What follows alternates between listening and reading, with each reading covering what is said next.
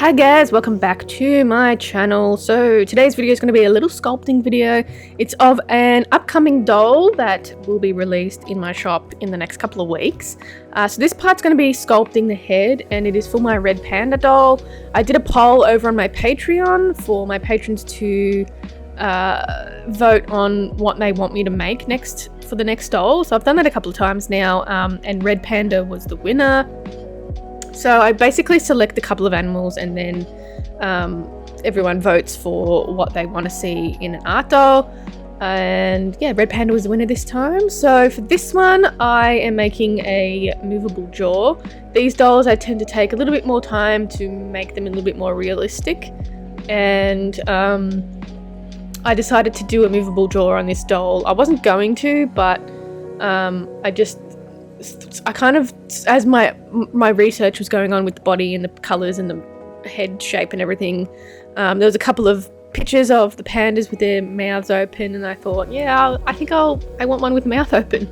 So yes, this is the movable jaw, and I have a video on my Patreon just talking about how I did this movable jaw, just like a little walkthrough and how it works and everything, so you can check that out. And all of the materials that I'm using are the white polymer clay that you see, that's Sculpting Original. And that's sort of a softer clay. I like working with soft clays because I work really fast and I like to push the clay around as opposed to different types of sculpting. And the beigey coloured clay is super sculpty, and it works really well for things like inside the mouth, or any little like fleshy nose bits or paw pads. It works really well because it's like semi-translucent. So I'm doing that for all of the inside of the mouth on this doll. And also the teeth, I'm using translucent Sculpey, so it's sort of the perfect colour for teeth and nails.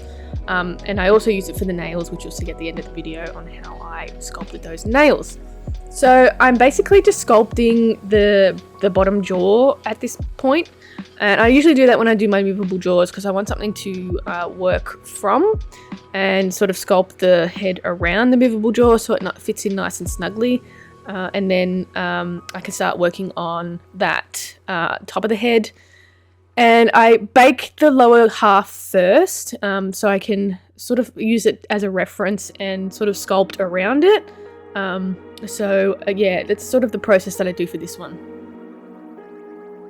So what I've been doing is covering an aluminium ball, like foil ball, as an armature with that polymer clay, and it's just like an initial like armature to begin with, so you're not using so much polymer clay, and you're also, when you use too much polymer clay, it's harder for the heat to get into the middle of it, so if it's too thick then the middle won't be baked.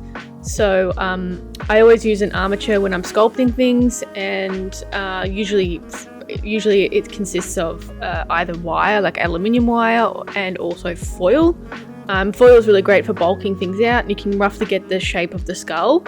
And then I start by covering it completely in the polymer clay and then working slowly on developing the face or the feet or whatever you're sculpting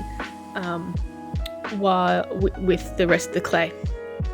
So you can see I'm sort of starting to sculpt the top of the jaw here, or the rest of the head I should say, and using the lower jaw to check every time I sculpt something to make sure it fits properly and it fits nice and snug and is also functional. And it's a little bit harder to sculpt this way, and you sort of need to have a little opening so your jaw doesn't get caught on the side of the top of the head. But I usually end up covering a lot of this with polymer clay, and also when I add the faux fur, and it sort of turns into like a seamless movable jaw. So you can check out one of my white tigers that I made a couple of months ago now, which has a movable jaw, and you can see once I've applied all the faux fur, it becomes like a seamless, nice transition. So once I'm happy with like a general shape of the head, I start working on all of the features really roughly. So I usually start working on the nose first, and that sort of gives me a direction of where to go when I'm adding the eyes or doing the lower part of the mouth. So it's a nice central spot to start working from. But it's not necessarily the right way of doing it. I just like to work from a central spot and then sort of work my way on the outside. And then just adding really rough details. I don't normally add any details, like final details, until I'm happy with the shape of the head and I'm happy with the way everything's looking proportionately wise. And so I normally add the detailing towards the end of sculpting the sculpture. So I usually have reference images up on my computer next to me, so I know exactly where to put eyes, nose, mouth, any of that stuff. So normally when I sculpt things, and most of my dolls have glass eyes these days. It's really rare that I paint my eyes now, so I use glass cabochons for my eyes. They work really well, and I also use them when I cast things as well, which I haven't done for a little while. So basically I paint the back of the cabochon, so you can have it any colour you want, and I also have some ready-made glass eyes as well that I can use that work really, really well. I just find the glass eyes give a little bit more realism to the doll. So I basically map out where I want the eyes to go and create kind of like a socket for the cabochon to sit in, and then I go around and start creating like the lids. It's really easy to create lids. I do it with a sort of like a snake or a worm and roll it out to the thickness that I want, and then apply it to the head, making sure that I blend it in and it's not too it doesn't take over the glass eyes easily. And I just with a lot of eyes you want to get the realism right, so I always spend a bit of time just working on the eyelids to make sure it's getting the look that I want when I'm creating my dolls. So once I'm happy with that, I generally don't normally bake my heads twice. I usually do it in a one sitting, but if I'm adding detailings like the jaw, I normally bake it twice to just set the top of it, and then I can add any more little details to the inside of the mouth. So for this instance, I'm adding that Super Sculpey to the inside to create that beigey coloured flesh tone, and that way I find it creates a bit more realism, and I don't have to worry about any of the details on the head moving. So I like to do it this way, but you don't necessarily have to, but I just find it a little bit easier once you bake things and then work from it again. So just adding a really, really thin layer of that Super Sculpey, and then adding the detailing on the underside of the mouth. So it's like a little ridgy sort of texture. It's kind of hard to find reference images to inside mouths of animals on Google, but I mean, if you try enough, you will find at least one. So you can sort of start working from the reference images and adding those under jaw details. And I'm using a little ball tool to create this, and sort of blending in all of the little creases to make sure that it is nice and smooth. And once I'm happy with the way that's looking, I do like a final bake to make sure everything is nice and hard. So that's pretty much the top of the head done. I'm just going to show you a little clip of how I made the claws.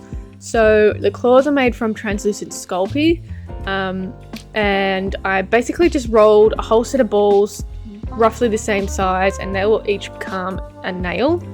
And red pandas seem to have like long nails, so I wanted to pre-bake them before I did anything like sculpting the rest of the paw. So basically just sort of getting the balls and stretching it out towards a point, and I did this for all of the claws that are on each 4 feet, and I pre-baked them before I sculpted them. And I did a really rough shape, and then what I did was cut the end of it off so it was nice and clean, like a clean cut that I can just insert into the clay when I go to sculpt the feet. So normally I recommend doing a pre-bake like this when you're doing thin things. So it works for teeth, and it works for if you're doing an individual sculpture. I like to bake in sections, so it sets the base for the sculpture, and it's just a little bit too difficult to do this when everything's not baked. So that's pretty much the whole process of sculpting the red panda head for this particular doll. So let me know if you have any questions, leave it down in the comments. Thanks for watching. Don't forget to like, subscribe, share, all that stuff. Comment, it helps my video grow and get pushed out a little bit more. Like I said, this doll will be available in the coming weeks, so check it out. My patrons will have early access to anything that I put up in my shop. So if you want early access, head over to my Patreon. Thanks to my patrons for supporting me. I really appreciate it. And you can also check me out on Instagram, Facebook, TikTok at Creatures of Nat, and my shop, creaturesofnat.com, and I'll catch you in the next one. Bye!